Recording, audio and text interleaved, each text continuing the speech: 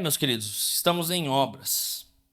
E essa obra tá rendendo. Quem já participou ou quem já teve alguma obra em casa sabe como é que é, né? Nós estamos no nosso nono capítulo dessa obra, mas apenas no terceiro capítulo de Efésios. Imaginando que Efésios tem 6, talvez vamos dizer que chegamos na metade dessa obra maravilhosa que o Senhor tem feito em nós. E hoje, finalizando o capítulo 3, nós precisamos falar sobre orações ousadas. Diga ou pense, qual foi a sua oração mais ousada? Qual foi aquela oração que talvez você pensou, deixa eu ver se eu tenho o direito de pedir isso a Deus. Talvez seja a cura de um câncer de alguém próximo. Talvez seja a salvação de algum familiar. Talvez seja para encontrar um parceiro ou uma parceira para a vida. Pensa numa oração que eu fiz. Amém, né, Richard? Talvez seja algo mais supérfluo, mas você ainda considera ousado. Senhor, que eu acho o bilhete da Mega Sena premiado na calçada. Não quero jogar, eu quero só achar o bilhete. Talvez você já tenha orado para chover tanto naquele dia que você seja incapaz de chegar à escola, portanto a prova seja cancelada. Essa eu já fiz também. E Deus não ouviu. Qual foi a sua oração mais ousada? O que foi que você pediu a Deus que você teve que de fato levar todo o seu coração a isso? Existem na história algumas orações ousadas famosas. Uma delas é do reformador escocês John Knox. Ele simplesmente fez essa oração: Senhor, dê-me a Escócia, senão eu morrerei. Simples, né? Ele simplesmente pediu uma nação para o Senhor. Talvez baseado no Salmo que diz: pede-me e te darei nações por herança. Talvez baseado num ímpeto do evangelho que nós vemos que na reforma floresceu no coração daqueles homens. Ele disse que ele morreria se ele não conseguisse levar essa nação a adorar ao Senhor. Oração ousada, mas oração que foi ouvida. Na Escócia, o modelo de igreja que chamamos de presbiteriana nasceu desta oração. Olha que bênção, você está incluso nessa oração aí. Mas nós temos ainda o reavivalista americano Jonathan Edwards. Ele fez uma oração também ousada. Ele disse: ó Deus, grave a eternidade nos meus olhos. Perceba o que ele está pedindo. Jonathan Edwards pedia que absolutamente tudo que ele visse no mundo, ele visse pela ótica da eternidade. Ele visse através das realidades espirituais. Haja ousadia e fé para chegar para Deus e pedir isso. Nós chegamos no capítulo 3 de Efésios e o apóstolo Paulo faz uma oração ousada. Mas a oração de Paulo é muito mais ousada que tudo isso, que todas essas outras. É muito mais ousada que a sua, que a minha. E eu ouso dizer que a oração que Paulo faz é a oração mais ousada da história. Então eu convido você a acompanhar essa oração. Em Efésios capítulo 3, a partir do versículo 14. Eu vou dar um tempo para que você possa abrir a sua Bíblia e que nós possamos ouvir o farfalhar das folhas. Coisa tão gostosa de ouvir na igreja. Mas você pode ligar também, tá? Mas aí não dá para ouvir som, porque o seu celular já está no mudo, não é verdade? Efésios capítulo 3, versículo 14. Bom, preste muita atenção e ouça com muita fé o que diz a palavra de Deus através das Escrituras. Por essa razão, eu me ponho de joelhos diante do Pai, de quem toda a família, nos céus e na terra, recebe o nome. Peço a Deus que, segundo a riqueza da sua glória, conceda a vocês que sejam fortalecidos com poder, mediante o seu Espírito, no íntimo de cada um. E assim, pela fé, que Cristo habite no coração de vocês, estando vocês enraizados e alicerçados em amor. Isto para que, com todos os santos, vocês possam compreender qual é a largura, o comprimento, a altura e a profundidade, e conhecer o amor de Cristo, que excede todo o entendimento, para que vocês fiquem cheios de toda a plenitude de Deus. Ora, aquele que é poderoso para fazer infinitamente mais do que tudo o que pedimos ou pensamos, conforme o seu poder que opera em nós, a ele seja a glória na igreja, em Cristo Jesus, por todas as gerações e para todo o sempre. Amém. Eu não sei se você conseguiu perceber a ousadia dessa oração, mas eu quero que nós comecemos a desenhar as situações na nossa mente. Paulo está preso em Roma. Você consegue imaginar? Não são prisões como hoje, tá?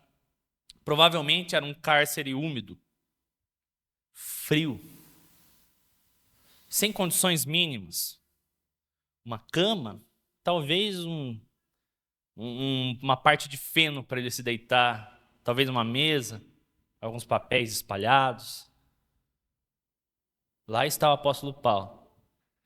Ele está prestes a morrer, a ser julgado pelo império, como alguém que se opõe a César e por isso merece a morte. O apóstolo Paulo está doente.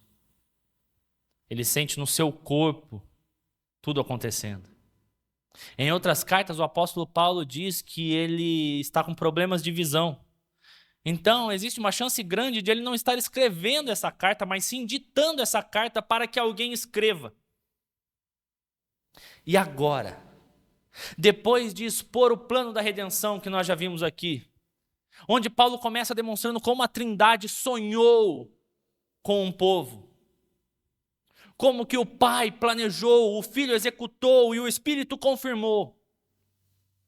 Depois de dizer como isso funcionou na história, Cristo vindo e morrendo pelos nossos pecados, quando nós estávamos mortos, Cristo ressuscitando e nos ressuscitando com Ele. Depois de explicar o mistério de que dois povos foram feitos um povo apenas, e agora Deus é de todos os povos, todas as tribos, todas as línguas e todas as nações. Agora Deus tem um povo. Depois de explicar tudo isso, o apóstolo Paulo, ele diz: por essa razão, eu me ponho de joelhos diante do Pai. Por essa razão? Se você olhar nos versículos anteriores, você verá que ele está falando que tudo isso nos permite algo muito ousado. Nós temos livre acesso ao Pai. E por ter livre acesso ao Pai, ele se coloca de joelhos. E isso não é comum para um judeu. A oração comum, ordinária de um judeu é em pé. Oração de adoração, talvez com as mãos levantadas, queixo erguido. Oração de contrição, talvez com a cabeça baixa, mas em pé. Mas Paulo tem acesso direto ao Pai. Portanto, ele se coloca diante de joelhos, porque o que ele tem a pedir é muito mais do que um favor. O que ele tem a pedir é muito mais ousado do que algo que você possa pedir em pé. Ele chega para esse Deus, do qual ele fala que toda a família recebe o nome. Quem te deu seu nome? Seu pai, sua mãe, seu sobrenome vem deles.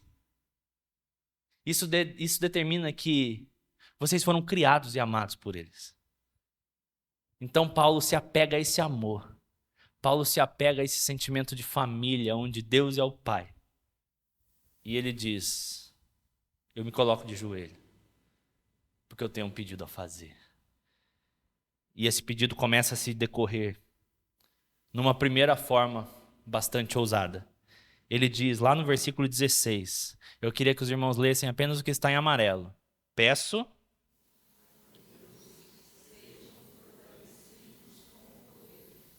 Aqui Paulo faz um jogo de palavras no grego. Ele usa duas palavras, uma que significa poder e a outra que significa força. Qualquer grego da época leria esse texto e diria: nossa, esse homem escreve muito mal. Não tem necessidade. Era só ele falar: peço que vocês sejam fortalecidos. Ou peço que vocês sejam empoderados.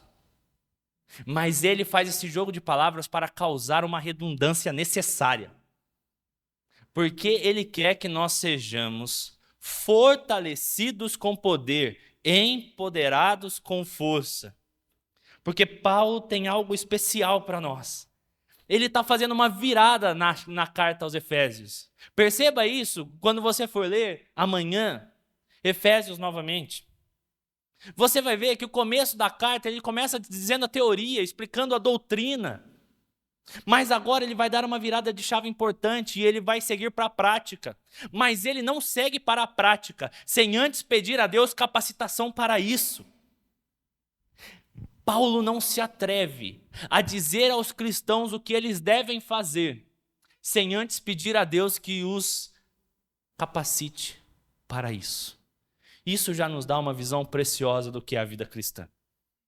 A vida cristã não é aquele que faz tudo certo e por isso é abençoado e capacitado por Deus. A vida cristã é aquele que é abençoado e capacitado por Deus para fazer a coisa certa. Então, o apóstolo Paulo se coloca diante do Pai com esse pedido: Senhor, eu preciso que eles sejam capacitados para viver o que eu estou dizendo. E ele começa a dizer alguns aspectos dessa capacitação.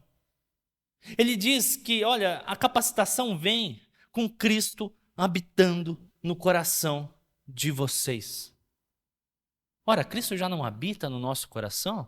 Nós não recebemos o Espírito quando nós cremos no Evangelho? Paulo está pedindo aqui. Quando ele diz que Cristo habite no coração de vocês, ele aponta para o centro das nossas vontades e decisões. E ele diz: quando Cristo habitar em vocês, vocês vão tomar decisões que Cristo tomaria. Vocês vão escolher o que Cristo escolheria. Vocês vão querer o que Cristo quer. Esse é um aspecto dessa capacitação. Mas é um aspecto que nós não conseguimos ver com certeza.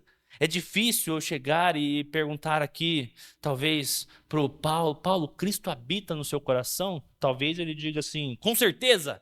Talvez ele diga, eu espero que sim. Eu acho que sim. É difícil, nós não temos um termômetro para dizer se Cristo habita no nosso coração ou não. Mas o apóstolo Paulo deixa uma trilha que nós podemos seguir. Como saber se Cristo habita no meu coração? Como saber se eu estou capacitado com poder? Paulo diz: vocês vão estar enraizados e alicerçados. Duas figuras de linguagem muito comum para todos nós. Alicerçados, figura de um edifício. Enraizados, a figura da árvore, de uma planta.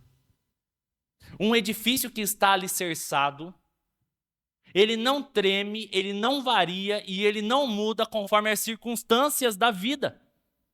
Você se lembra das palavras de Jesus quando ele diz que um construtor construiu a sua casa sobre a areia e um construtor construiu a sua casa sobre a rocha? O que aconteceu com essas duas casas? A diferença entre elas não é que uma foi atingida pela chuva e pelos ventos e a outra não. Ambas foram atingidas pela chuva e pelo vento, mas uma cedeu, uma mudou, uma variou e outra não. Outra permaneceu estável. estável. A diferença da vida cristã não é um evangelho que é pregado por aí. Olha, venha para cá e você vai parar de sofrer. Venha para cá e sua vida vai começar a dar certo.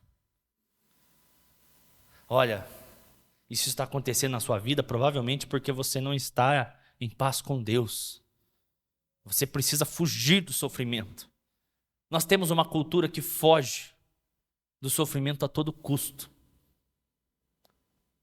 A diferença de uma casa alicerçada, de uma vida alicerçada e de uma vida não alicerçada não são as circunstâncias da vida. Absolutamente não são as circunstâncias da vida que determinam se você tem Cristo habitando no seu coração, mas sim como você reflete e permanece no meio das adversidades. Um cristão que tem Cristo habitando em seu coração passa pelas mesmas adversidades de todas as outras pessoas, mas ele permanece firme, ele permanece convicto, ele não muda. Ele não pende para um lado, ele não pende para o outro, a sua casa não tem rachaduras, ele está alicerçado, ele não sai do lugar. Essa é a figura extremamente contrária do que a própria Escritura diz, que é uma vida imatura, que é sendo jogada para lá e para cá por todo o vento de doutrina. Uma vida alicerçada em Cristo permanece constante. Uma vida enraizada. Se nós olharmos para a raiz da árvore, nós veremos que ela tem dois objetivos. O primeiro objetivo é firmar a planta no chão, mas o segundo objetivo é buscar nutrientes no solo. É ali onde a planta vai se alimentar.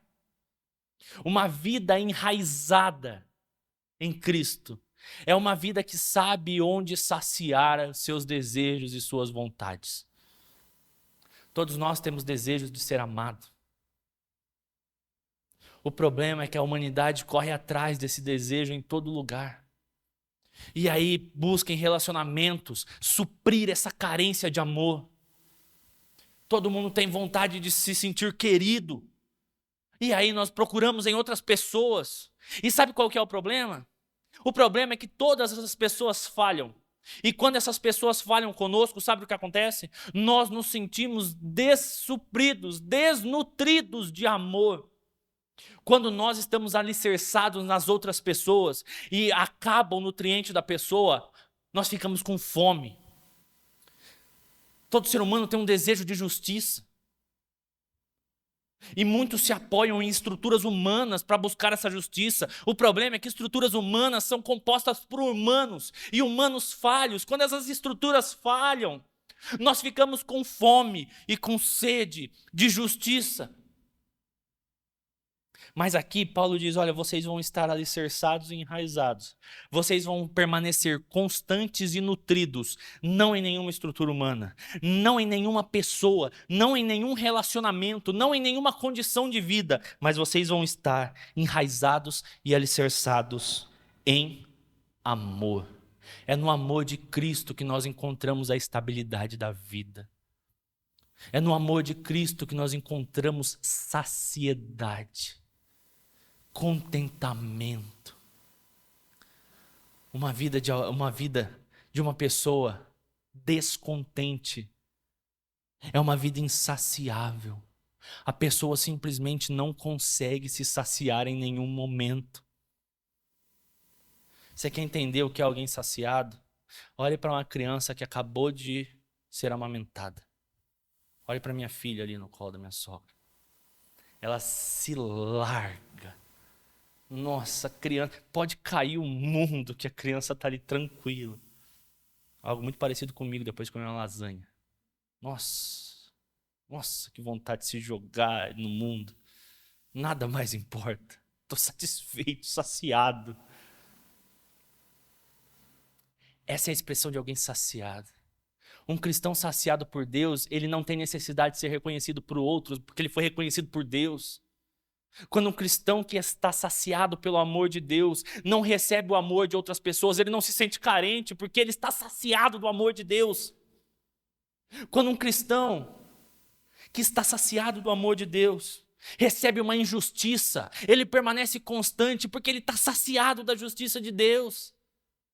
Perceba a ousadia do que Paulo está pedindo. Paulo está pedindo que aquele povo, aquelas pessoas que receberam aquela carta, e essas pessoas hoje que estão lendo essa carta há mais de 2000 anos depois, que essas pessoas sejam fortalecidas com o poder do céu, que Cristo habite no coração delas, que Cristo seja o seu alicerce, que Cristo seja a sua raiz fértil, a sua raiz que te nutre.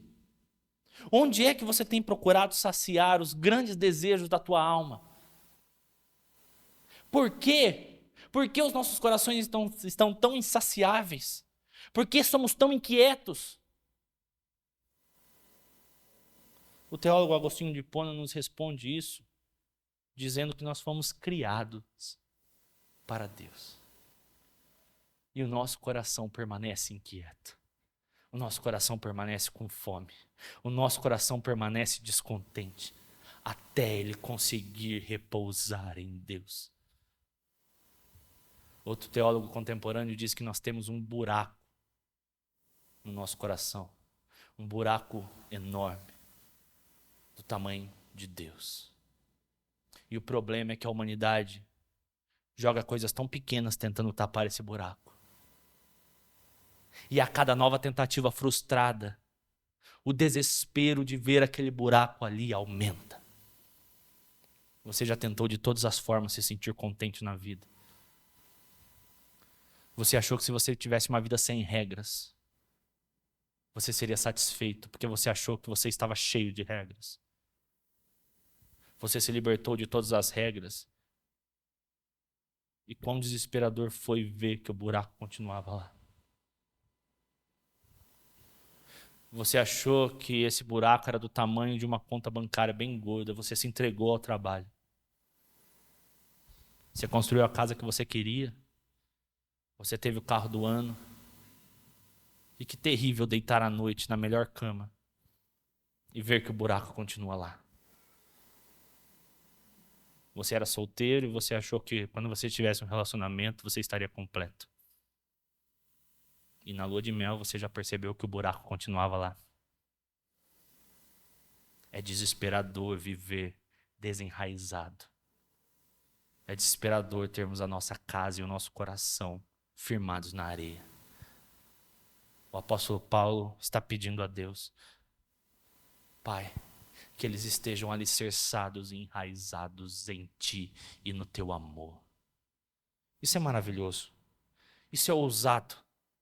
Mas está longe de ser o pedido mais ousado desta oração. Porque Paulo continua. E no versículo 18 ele diz, isto para que, com todos os santos. Antes do pedido, ele coloca uma característica do que ele vai pedir. Ele vai pedir, Senhor, eu quero que o que está aqui a seguir seja vivido em comunidade. E perceba a importância de viver em comunidade, porque para que todos os santos vocês possam compreender. Compreender aqui tem a ideia do raciocínio lógico. Compreender aqui é a palavra grega gnosis, que traz a ideia de conhecimento, que traz a ideia de entendimento. Um entendimento teórico, mas um entendimento completo. Entender o quê, pastor? Paulo responde. Ele quer que nós possamos compreender qual é a largura, o comprimento, a altura e a profundidade. E não, o apóstolo Paulo não está fazendo uma prova de matemática com os efésios. O apóstolo Paulo aqui usa duas figuras extremas para representar o todo. Quer entender isso de uma maneira fácil? Se alguém diz que viajou do norte ao sul do país, significa que ela foi do Rio Grande do Norte até o Rio Grande do Sul? Ou significa que ela passou por todo o país? Quando alguém diz que essa pessoa está de manhã à noite, significa que ela está a todo momento, ela está o dia inteiro, ela não está na manhã, ela pula e vai à noite. Usar extremos para representar o meio é algo comum para nós. Então Paulo começa a desenhar na cabeça das pessoas o seguinte: olha, todos juntos precisam entender a largura e o comprimento, olhando para os lados, a altura e a profundidade, olhando para cima e para baixo. Do quê? Ele não diz. Ele justamente quer que nós possamos compreender largura, comprimento, altura e profundidade. A ideia de Paulo aqui está mais clara do que nós pensamos. Paulo não deixou um enigma. Paulo está dizendo, todos juntos. Senhor, o meu pedido é que todos juntos possam compreender, entender todas as coisas. Eu quero, Senhor, que eles entendam tudo. E aí a oração começa a ficar mais ousada, porque, veja, quem é que entende tudo? Talvez você entenda muito de uma área. Muito provavelmente a sua área de trabalho. Mas quando sai da sua área de trabalho, provavelmente você é uma topeira para outros assuntos. Por que isso? Porque não tem como conhecermos, entendermos todas as coisas. Eu acho muito engraçado a mudança que há nas famílias, né? Porque o pai ensina o filho como pegar a colher e colocar na boca. Aí você fala assim, nossa, essa criança não sabe nada. Dá 5 anos e essa criança vai estar arrumando o celular do pai. Filho, o que aconteceu no celular do pai aqui? A criança vai lá e arruma. O pai pode saber muito de uma coisa, mas ele simplesmente não sabe de outras. Por isso que o apóstolo Paulo aqui nos dá uma dica importante. Conhecer, entender todas as coisas, só pode ser feito em comunidade. Só pode acontecer em comunidade. O apóstolo Paulo aponta para a igreja, dizendo, Senhor, todos juntos precisam compreender todas as coisas. Nós não conseguimos individualmente entender tudo o que acontece conosco e entender tudo necessário para a nossa salvação e para a nossa vida cristã. Nós não conseguimos compreender porque nós temos o raciocínio limitado. Mas na igreja nós temos diferentes pessoas usadas e capacitadas por Deus de diferentes formas. E a união de todas essas pessoas no que nós chamamos de igreja, essa união pode entender todas as coisas. Queridos, eu não canso de falar a todo instante. Tudo o que você precisa está na comunidade dos discípulos que Deus te colocou. Quantas vezes, não foram 1, nem 2, nem 10, que eu me sento no gabinete pastoral e a pessoa fala assim, pastor, eu não tive pai, eu não tive a figura paterna, por isso eu sou assim. E muito provavelmente é real. Temos famílias completamente disfuncionais. Pastor, minha mãe me abandonou. Eu não sei o que é ser uma mãe. Eu não sei o que é carinho. Meu pai nunca me disse eu te amo. E agora eu tenho um filho e eu não sei dizer eu te amo para ele. Só que o menino quer ouvir isso.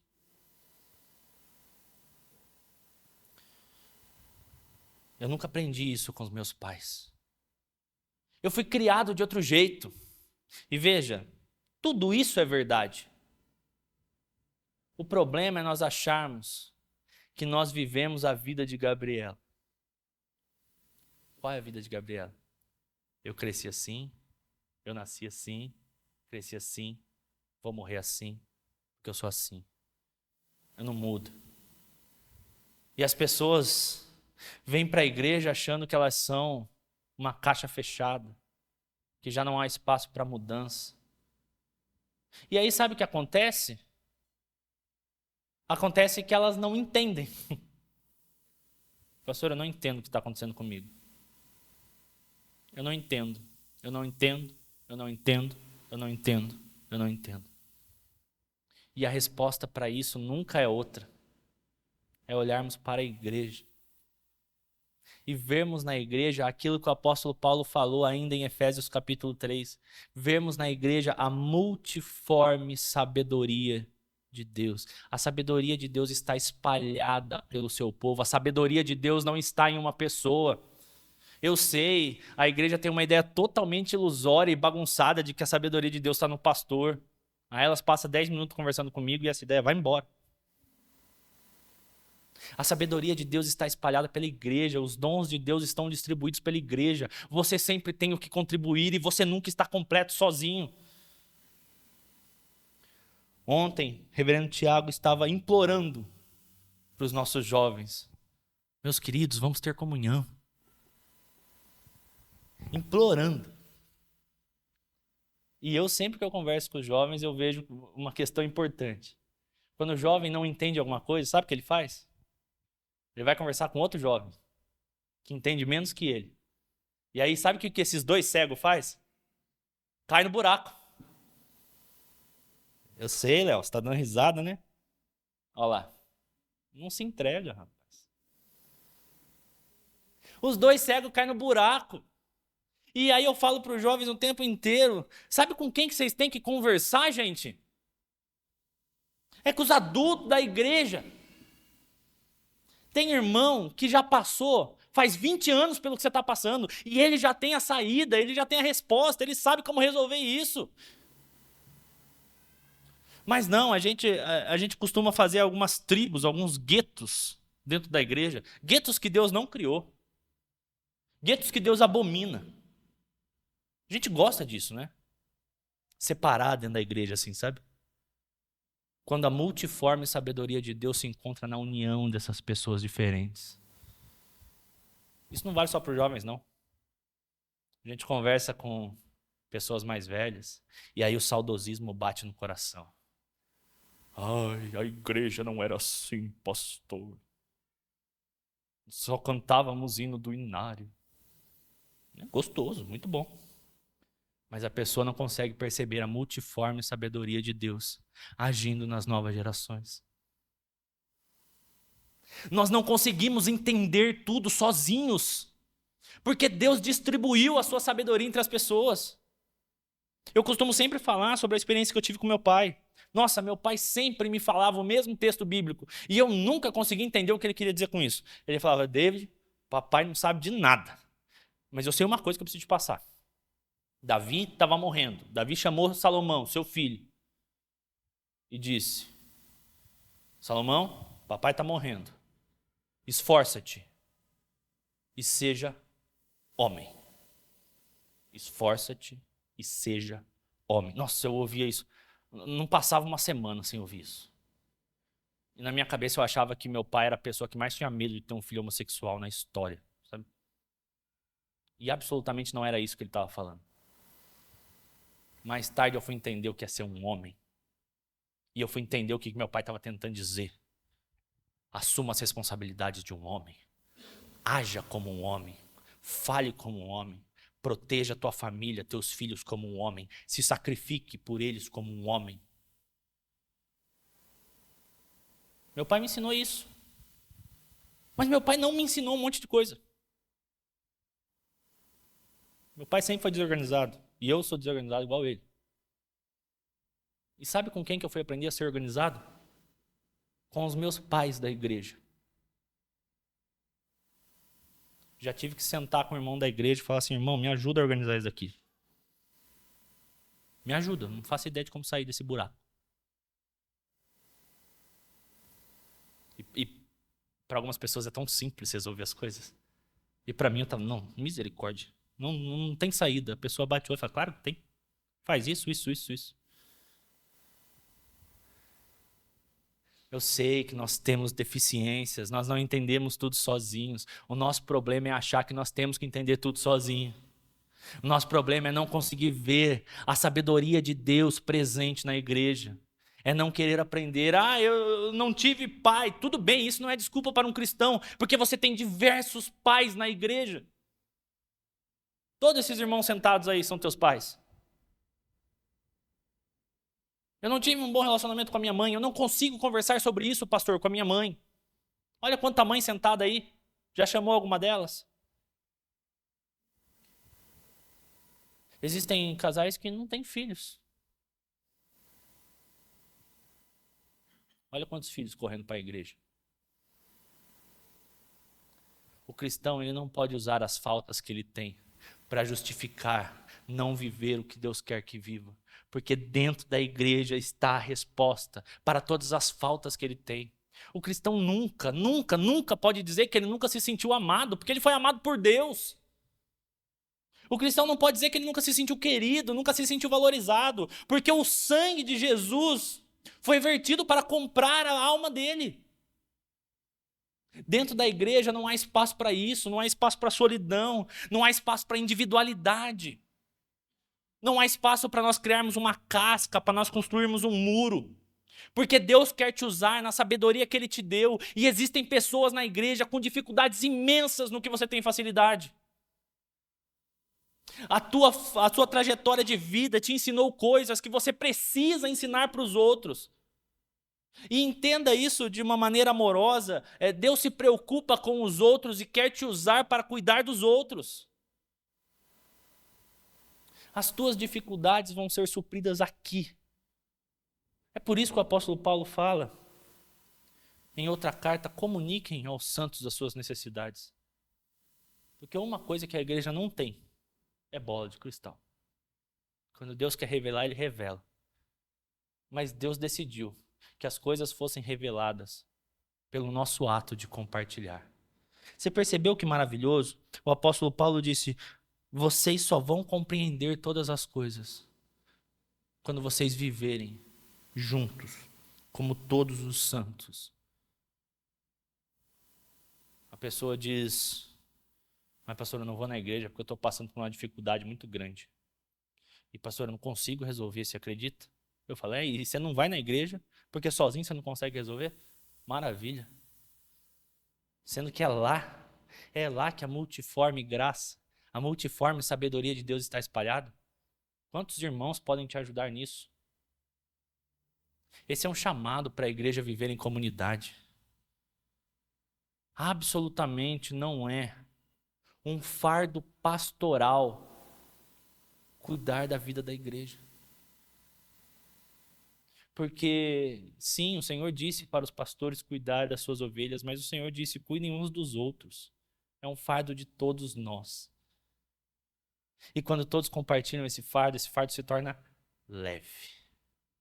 Esse fardo se torna suave. Você percebe a ousadia?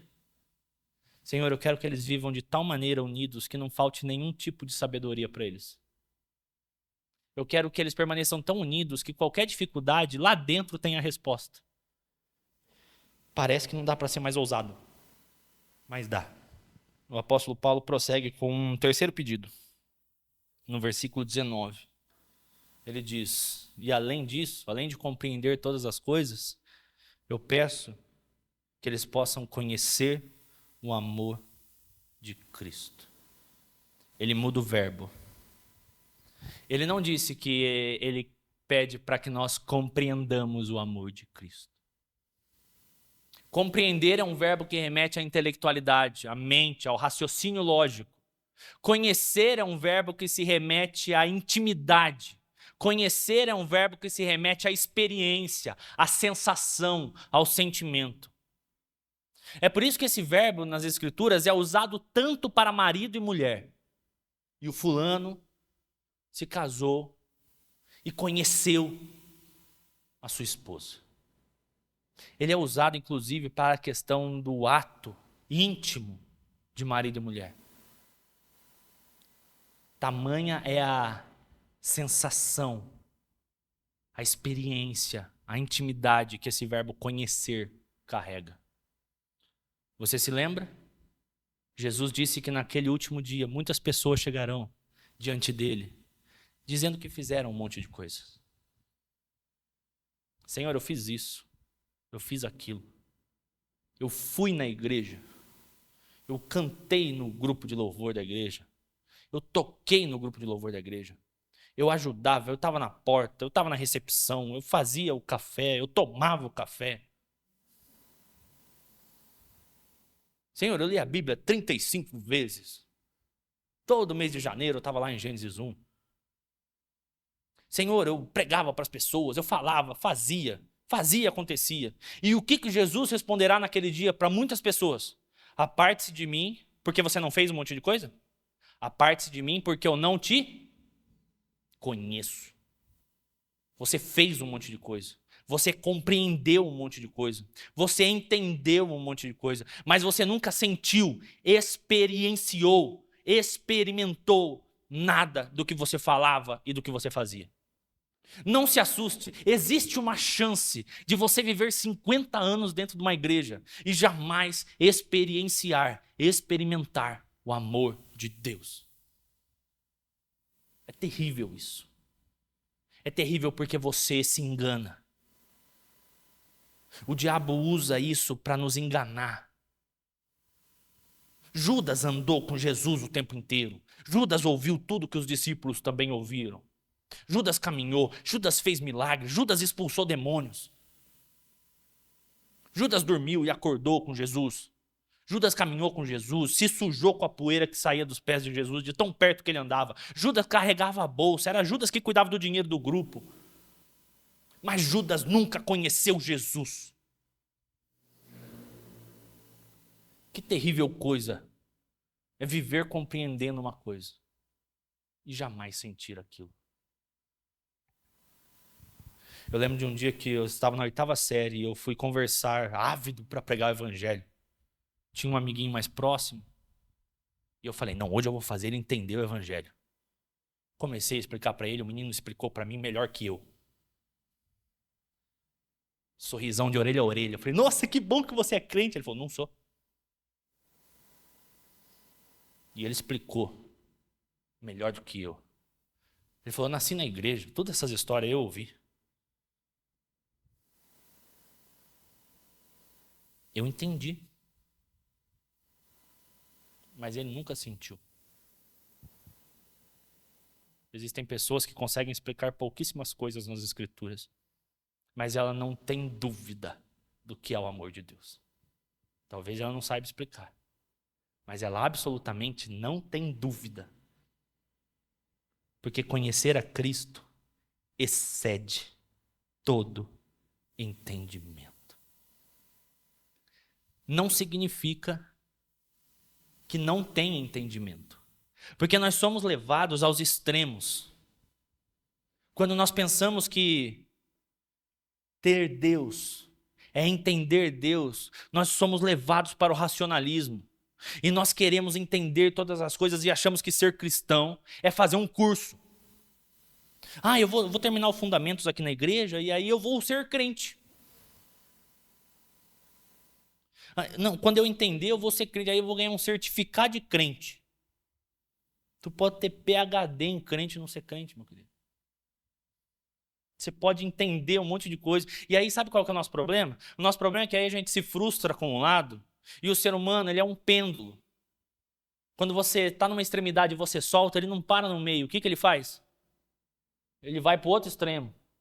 Então, quando a gente se decepciona com o racionalismo, a gente quer ir para o sentimentalismo, a gente quer ir para aquele lugar, não, eu quero sentir Jesus, e aí vira aquele estardalhaço, aquelas experiências espirituais que quando você vai tentar explicar, você fala, gente, isso daqui está muito errado. A pessoa, não, eu estou sentindo. Peraí, quer dizer que um lado está certo, quer dizer que o outro lado está certo? O apóstolo Paulo fala que conhecer a Deus não é não ter entendimento, mas é ultrapassar todo o entendimento. Quando você tiver todo o entendimento, você vai além, porque o amor de Cristo não é entender. O evangelho não é uma história para você decorar. O evangelho é algo para você viver, sentir. E ele diz que eles possam experimentar o amor de Cristo. Querido, deixa eu te fazer uma pergunta sincera. Você já sentiu o amor de Cristo? Já bateu no teu peito? A ponto das lágrimas não conseguirem se manter? A ponto de você se debulhar? Um misto de vergonha com amor. Você não sabe se você sai correndo abraçar Jesus ou se você sai correndo de Jesus. É indescritível. Só quem passou sabe. Porque excede todo o entendimento. Viver o evangelho é muito mais do que entender o evangelho. De novo, eu volto a martelar nisso, você pode ouvir pregação o dia inteiro. E hoje em dia a gente tem sommelier de pregação, vocês já ouviram? A pessoa fala assim, Não gosto de tal pregador. Prefiro o pastor Tiago. O pastor Tiago ele explica de uma maneira mais fofinha. Não, prefiro o pastor Leandro, porque o pastor Leandro faz umas explicações complexas. Prefiro o David. Não muitas pessoas falam. Não, eu prefiro o reverendo Augusto. Tem pessoas que saem da sua cidade para ir na outra cidade porque tem o pastor que elas gostam. Você pode ouvir pregação o dia inteiro e aquilo não mudar nada na tua vida. Segunda-feira você está do mesmo jeito. Se você não conhecer a Cristo, se isso não mudar a tua vida, se isso não exceder o teu entendimento e não partir para algo mais próximo, para algo íntimo, é isso que o cristão tem que buscar. Porque aqui o apóstolo Paulo diz que isso excede todo entendimento. E isso nos deixa cheios de toda a plenitude de Deus. Preste atenção nessa frase. Cheio de toda a plenitude, a completude do próprio Deus. Pastor, me explica isso. Não consigo. Me apego ao que está escrito antes. Excede o entendimento. Como que Deus, imenso, infinito, todo-poderoso, pode habitar e estar completamente dentro de mim? Não sei. Mas sinto. E você pode sentir isso quando você percebe que não tem nenhuma área da sua vida onde Deus não está lá. Você está cheio da plenitude de Deus quando você não consegue tomar uma decisão sem saber qual decisão Deus quer que você tome. E você não consegue tomar uma decisão sem ser a decisão de Deus. Ou sem estar profundamente preocupado com qual a decisão que Deus quer que você tome. Independente da área da vida. Isso é estar cheio da plenitude de Deus. Você percebe a ousadia disso? Eu acho que Paulo atingiu o ápice da ousadia. Pedir que os cristãos vivam o indescritível. Pedir que os cristãos experimentem o que as palavras não conseguem explicar. Essa é a oração de todo cristão que já sentiu. Às vezes, nós temos alguns casos que a única coisa que nós podemos fazer é: Senhor, eu quero que ele sinta o que eu sinto. Eu quero que ele experimente o que eu experimentei. Porque eu já expliquei, já tentei falar, eu já tentei desenhar, eu já coloquei outras pessoas para falarem, mas absolutamente não tem como. Eu quero que ele sinta. E quão gostoso é. Quão gostoso é. Quando nós vamos conversar com uma pessoa e ela diz: pastor, agora eu senti. Bateu, pastor. Moeu. Detonou meu coração. Minha vida virou de ponta cabeça. Conversava com uma irmã essa semana. Nascida na igreja. E ela falou assim: me converti esses dias, pastor.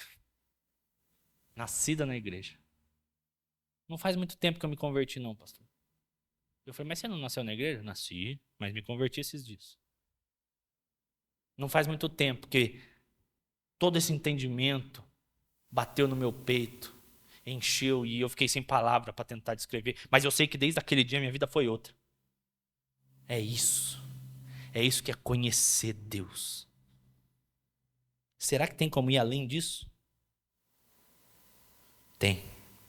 O apóstolo Paulo conclui essa oração com algo ainda mais ousado. Ele diz que Deus é poderoso para fazer infinitamente mais do que tudo que pedimos ou pensamos. Paulo foi ao limite da ousadia. E quando ele chegou ao limite, ele disse: está vendo esse limite? Deus pode fazer um pouquinho mais? Deus pode fazer infinitamente para além deste limite. É como se Paulo falasse: eu não consegui descrever uma agulha do que Deus pode fazer na sua vida. E eu compartilho disso com Paulo. Eu poderia ficar pregando 3 dias aqui. E Deus pode fazer infinitamente mais. É sério. É sério que às vezes a gente acha, às vezes a gente cai no conto da carochinha do nosso coração, de que Deus não pode intervir em alguma situação? É sério que a gente acredita nisso? Nessa voz do diabo que fala, não, isso daí não tem jeito. Deus pode fazer infinitamente mais. Não, fulano de tal não tem salvação. Você também não tinha. E olha você salvo aí. Não, essa situação na minha vida, ela fugiu do controle. Do seu, não do de Deus. Deus pode fazer infinitamente mais. Paulo acabou de pedir que os cristãos fossem cheios do poder, cheios de Cristo, alicerçados e enraizados no amor, que eles entendessem intelectualmente, que eles conhecessem experiencialmente. E depois de tudo isso, não sobrou mais nada, mas o apóstolo Paulo fala, eu sei que não sobrou mais nada, mas Deus pode fazer infinitamente mais do que isso. O que nós fazemos então? Como que Paulo acaba essa oração quando ele fala que Deus pode fazer mais? Não tem outro fim. Já que Deus pode fazer infinitamente mais, a Ele seja a glória, na igreja e em Cristo Jesus, por todas as gerações e para todo o sempre. Amém. A nossa vida, a nossa adoração, absolutamente tudo que nós fazemos para Deus é em resposta ao Deus que fez e pode fazer infinitamente mais. Perceba a liturgia que nós participamos. Nós dissemos a Deus que nós temos visto a bênção, sentido a paz, e por isso damos glória a Deus. Depois cantamos, Jesus, eu canto pelo que você fez por mim. Depois, nós cantamos que nós louvamos a Deus porque Ele é majestade, Ele é Rei dos reis. E por isso nós o adoramos. A nossa vida não é um buscar atrair a Deus.